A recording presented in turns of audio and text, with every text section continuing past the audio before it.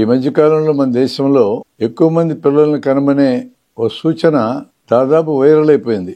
ఇదివరకు కొంతమంది ఎంపీలు కానీ లేదా మంత్రులు కానీ ముస్లింల జనాభా విపరీతంగా పెరుగుతుంది దేశంలో అనే పేరుతో హిందువులు ఎక్కువ మందిని కనమని చెప్పారు. ఇప్పుడు హిందువులు కాదు, ముస్లింలు కాదు, మొత్తం అందరూ ఎక్కువ మంది కనమని చెప్తా ఉన్నారు. దీనికి ప్రధానంగా వీళ్ళని ట్రిగ్గర్ చేసిన అంశం ఏంటంటే, రోజు రోజుకి ముసలి వారి సంఖ్య పెరుగుతూ ఉంది, తక్కువ వయసు ఉన్న వాళ్ళ సంఖ్య తగ్గుతుంది అనేది ఒక సమస్య అయితే, దక్షిణ భారతదేశంలో ఆంధ్ర, తమిళనాడు, కేరళ, కర్ణాటక లాంటి చోట్ల జనాభా నియంత్రణ పద్ధతులు సమర్థవంతంగా వాడుకొని పిల్లల్ని కనే సంఖ్య తగ్గుతూ వచ్చింది. దాన్ని ఫెర్టిలిటీ రేట్ అంటారు. అంటే 10 మంది భార్యలు 10 మంది భర్తలు కలిసి 17 మంది 18 మంది కంటే మించి పిల్లల్ని కనడం లేదు. అదే ఉత్తర భారతదేశంలో ఉత్తరప్రదేశ్, బీహారు, రాజస్థాన్ ఇలాంటి చోట్ల 10 మంది భర్తలు 10 మంది భార్యలు కలిసి 23 నుంచి 27 దాకా కంటున్నారు. అంటే ఉత్తర భారతదేశంలో జనాభా పెరుగుతా ఉంది, దక్షిణ భారతదేశంలో జనాభా తగ్గుతుంది. ఇంకొక 2 ఏళ్లలో నియోజకవర్గాల్ని పునర్విభజన చేయటం లేదా కొత్త నియోజకవర్గాలను కలపటం అనే ప్రక్రియ మొదలవుతుంది. అది మొదలైనప్పుడు ఎక్కువ జనాభా ఉన్న ప్రాంతాలకు ఎక్కువ ఎంపీ సీట్లు వస్తాయి, ఎక్కువ ఎమ్మెల్యే సీట్లు వస్తాయి. అలాగే జనాభా ఎక్కువ మంది ఉన్నారు కాబట్టి వనరుల కేటాయింపు కూడా పెరుగుతుంది. దాంతో దక్షిణ భారతదేశంలో ఉన్న ప్రాంతాలకి ఎంపీ సీట్లు తగ్గడం, వనరుల కేటాయింపు తగ్గడం.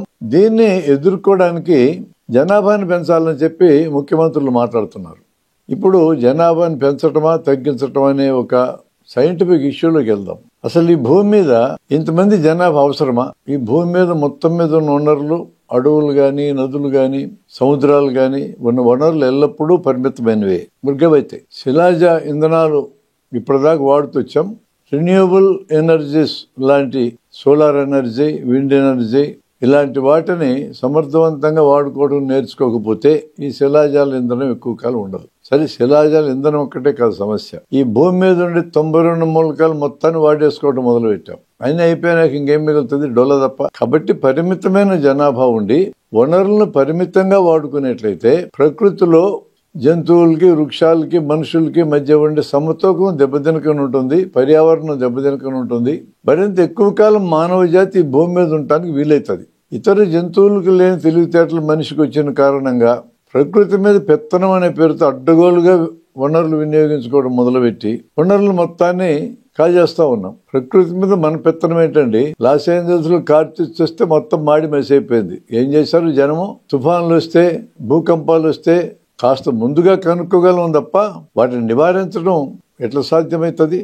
మనిషి ప్రాథమిక దశలో ఉన్న కాలంలో లక్షలాల నాడు జంతువుల్లాగానే మనిషి జీవిస్తూ ప్రకృతిని అడ్డగోలుగా దెబ్బతీయకుండా బతుకుతొచ్చాడు. మరి ఇప్పుడు తెలివితేటలు పెరిగినాయి అనే పేరుతో పెరిగిన తెలివితేటలు మరింత సుఖవంతంగా, మరింత సంయమనంతో, మరింత సామరస్యంతో ప్రకృతిలో జీవించడానికి ఉపయోగించుకోవాలి. కానీ ఇష్టం వచ్చినట్టు ప్రకృతిని వాడేసుకొని నేనే మునగానంటూ ప్రకృతికి ఛాలెంజ్ చేయటం అది తెలివైన ఆప్షన్ ఎట్లయితుంది? అందుకని జనాభాను తగ్గించడం అనేది మానవ జాతికి తప్పనిసరి అవసరం. అభివృద్ధి ఉన్న చోట సహజంగానే జనాభా తగ్గుతుంది. తల్లిదండ్రులకి బిడ్డలు ఒకరో ఇద్దరు ఉంటే ఆమెకి వచ్చినటువంటి వనరుల్ని బిడ్డలకు సమానంగా పెంచినా వాళ్ళు బతకగలరు. 10 మందిని కంటే వనరులు 10 మందికి డివైడ్ చేసేట్లయితే, 10 మందికి విభజించేటట్లయితే పేదరికంలో జీవించాల్సిన పరిస్థితి వస్తుందని భయం తల్లిదండ్రులకు ఉంది. అందుకనే చెప్పినా చెప్పకపోయినా అన్ని సమూహాలు, అది హిందువుల, క్రిస్టియన్ల, ముస్లింల, ఈ ప్రాంతం వల్ల ఆ ప్రాంతం వల్ల లేకుండా ఎక్కడైతే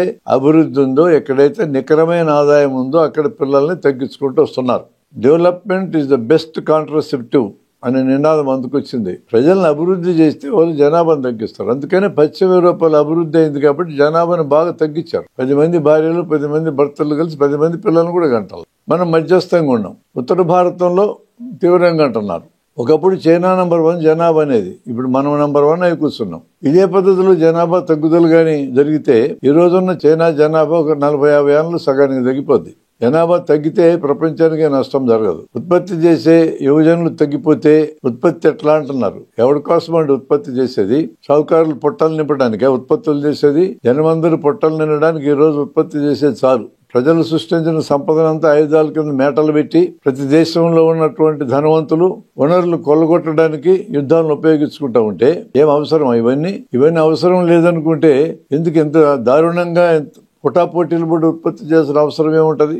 గౌరవంగాను కంఫర్టబుల్ గాను బతకడానికి కావాల్సింది చేసుకుంటారు. ఏం నష్టం ఏంటి దాంట్లో? అందుకని విపరీతంగా ఉత్పత్తి చేయాలా, చేసే జనమండాలని కోరుకోవడం అంటేనే ఉత్పత్తిలోంచి వచ్చే సంపదను కొద్దిమంది దోచక తినడానికి మనం సహాయపడటమే. దానికి ఎందుకు సహాయపడాల మానవ జాతి అంతా? ఒక పక్క అభివృద్ధి అంటున్నారు, మరో పక్క పేదరికం పెరుగుతా ఉంది. కొద్దిమంది చేతుల్లో సంపదలన్నీ కేంద్రీకృతం జరుగుతా ఉన్నాయి. దానికోసం ఈ పేదలందరూ తిని తినక ఎందుకు సంపాదించి పెట్టాలి వాళ్ళకనే సమస్య వస్తుంది కదా. ఈ ముసలోళ్ళు ఉంటే నష్టమేంటి? వాళ్ళ అనుభవాలు ఉపయోగించుకొని తక్కువ కష్టంతో తక్కువ శ్రమతో ఎక్కువ ఫలితం వచ్చినట్టు మానవ జాతి జీవించవచ్చు కదా. తక్కువ వనరులు ఉపయోగించుకుని జీవించడం ఎట్లా నేర్చుకోవచ్చు కదా. కాబట్టి ముసలోళ్ళు పెరగడం అనేది అనర్థదాయకం అంటే తప్పుడు ఆలోచన.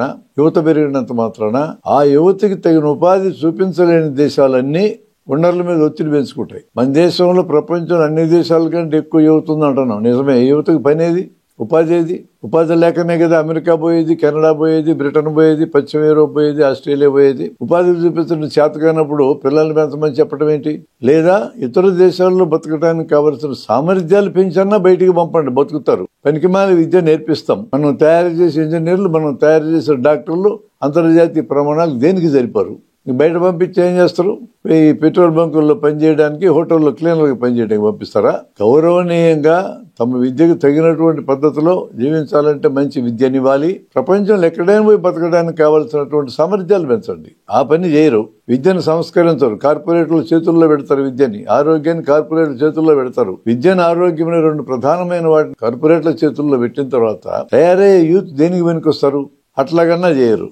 అలా యూత్ ను సన్నద్ధం చేసన్నా పంపరు. ఊరికే యూత్ ను తయారు చేసి ప్రపంచానికంత కూలీలకు పంపిస్తారా? అందుకని మన ఆలోచనలో ఎక్కడ లోపం ఉంది. సరే, ఈ ఎంపీ సీట్లు పెరగడం, దీని సమస్యకి పరిష్కారం ఏంటి? ఇంకా కొన్ని నెలల పాటు ఫ్రీజ్ చేయొచ్చుగా, సంఖ్య పెంచకుండా. అదొక మార్గం. రెండవది, అన్ని రాష్ట్రాల్లో కూడా ఒకే ప్రపోర్షన్ లో సీట్లు పెంచండి. దానికి రాజ్యాంగం ఒప్పుకోదంటే రాజ్యాంగ సవరణ చేయండి. అనేక పనులకు రాజ్యాంగ సవరణ చేయడానికి సిద్ధపడుతున్నారుగా. జమిలి ఎన్నికల పేరుతో రాజ్యాంగ సవరణ చేస్తా ఉంటున్నారుగా. ఏమి ఇట్లాంటి పనికి ఎందుకు చేయకూడదు రాజ్యాంగ సవరణ? ఎంపీ సీట్లు ఫ్రీజ్ చేసి అసెంబ్లీ సీట్లు పెంచుకోవచ్చు. అదొక మార్గం. అసెంబ్లీ సీట్లు పెరిగితే రాజ్యసభ సీట్లు పెరుగుతాయి. అది దృష్టిలో పెట్టుకుని చేయాలి. అదేనా కేవలం నార్త్ కి సౌత్ కి తగాదాలు పెట్టడానికి పనికొస్తుంది ఇప్పుడు చేయబోయే పని. దేశమంతా ఒకటే ఉండాలి అని కోరుకుంటే, సమైక్యత ఉండాలని కోరుకుంటే ఈ రకమైన టెన్షన్స్ రాకుండా ప్రభుత్వం చూడాలి కదా. ఎక్కడ చూస్తుంది? ఒకే దేశము, ఒకే పార్టీ, ఒకే మతము, ఒకే సంస్కృతి, ఒకే భాష అని మాట్లాడే వాళ్ళు అందులో ఉండే వాళ్ళ మధ్య సమతుల్యాన్ని సాధించాలి కదా. దక్షిణ భారతదేశానికి ఎంపీ సీట్లు తగ్గించి ఉత్తర భారతదేశానికి ఎంపీ సీట్లు పెంచితే సామరస్యం వస్తుందా? ఇదే ఆలోచించాలి పరిపాలించేటోళ్ళు. ప్రజలకు పనికొచ్చే నిర్ణయాలు చేయాలి తప్ప ప్రజలు ఇబ్బంది పెట్టే నిర్ణయాలు చేయకూడదు. అందువలన జనాభా పెంచటం అనేది వనరుల మీద ఇబ్బంది కలగటమే కాదు. ఎవరు కనాలండి? పిల్లల్ని, ఆడవాళ్ళు కనాల. ఒకరిద్దరిని కంటేనే అప్పటికాల శరీరాలు శిథిలమవుతున్నాయి. 5-10 మందిని ఒకప్పుడు కన్నప్పుడు ఎలా ఉండేటోళ్ళు మహిళలు చూసారా? పైగా పురుషాధిక్య భావజాలం అంటే దిక్కుమాల సంత ఒకటి ఉంది. 10 నెలలు మొయ్యాలా, మళ్ళీ 2-3 ఏళ్ళు పోషించాలా, ఇంటి పని చేస్తూ ఉండాలా. పోనీ బయటికి వెళ్ళి ఉద్యోగాలు చేసే మహిళలు కూడా మళ్ళీ ఇంటి పని చేయాలా. పురుషులు పనుల్లో చేయూతనెవరు? ఇలాంటప్పుడు ఎందుకు గన్నాలు ఆడవాళ్ళు ఇంతమందిని? ఒకరిని గంటమే ఎక్కువ నన్ను అడిగితే. భవిష్యత్తులో సైన్స్ పెరిగి గర్భసంచులు లాంటి మగవాళ్ళకు కూడా తగిలిచ్చి నువ్వు ఒక బిడ్డను నేను ఒక బిడ్డను కంటానంటే అప్పుడు పరిస్థితి వేరు. అప్పటిదాకా ఆడవాళ్ళే కనాలి కదా. ఇంతమందిని ఎందుకు కనాలా? ఏం చెప్తారు మస్తుగా మంత్రులు, 4 కనండి 3 కనండి. కనేది వాళ్ళైతే కదా. మహిళలు ఇప్పుడిప్పుడే తేరుకొని సమానత్వం పేరుతో ఉద్యోగాలకు రావడం, రకరకాల వృత్తులకు రావడం, సొంతంగా సంపాదించుకోవడం మొదలెట్టిన ఈ తరుణంలో మీరు ఎక్కువ మంది పిల్లలకి ఇంట్లో పడి ఉండండి. కార్మికులు బలహీనులై రోగాలు వచ్చి అశక్తులైతే వాళ్ళని నింపడానికి పిల్లలను తయారు చేయండి అని చెప్తే చెల్లదు. అది నడవదిక ముందు. కాబట్టి బిడ్డలను ఎక్కువ మంది కనడం అనేది మరో రకంగా మహిళలకు వ్యతిరేకమైన నినాదం. మహిళలు అంగీకరించడానికి వీల్లేదు. దీన్ని ఉన్న జనాభాను సక్రమంగా వాడుకోండి చాలు. ఇప్పటికే మన దేశంలో 145 కోట్ల జనాభా ఉంది. మనకంటే 3 రెట్లు అధికంగా ఉండే అమెరికాలో మళ్ళీ 4 వంతు జనాభా ఉంది. మనకంటే 5 రెట్లు అధికం ఉన్న రష్యాలో మనలో 6 వంతు జనాభా ఉంది. వనరులు ఎక్కువ ఉన్నాయి, జనాభా తక్కువ ఉంది. అక్కడ మనకు వనరులు తక్కువ, జనాభా ఎక్కువ ఉంది. ఇంకా పెంచమని అంటే ఎవరు దేనికోసం పెంచమంటున్నట్టు? కాబట్టి జనాభాని పెంచమని ఎవరు సలహా ఇచ్చినా అది ప్రకృతికి వ్యతిరేకమైన సలహా, మహిళలకు వ్యతిరేకమైన సలహా. సమస్యలు వస్తే సమస్యలని తెలివితో పరిష్కరించుకోవడం నేర్చుకోండి తప్ప ప్రకృతి మీద, ఆడవారి మీద భారం పెట్టే నిర్ణయాలు చేయకూడదనేది నా మనవి.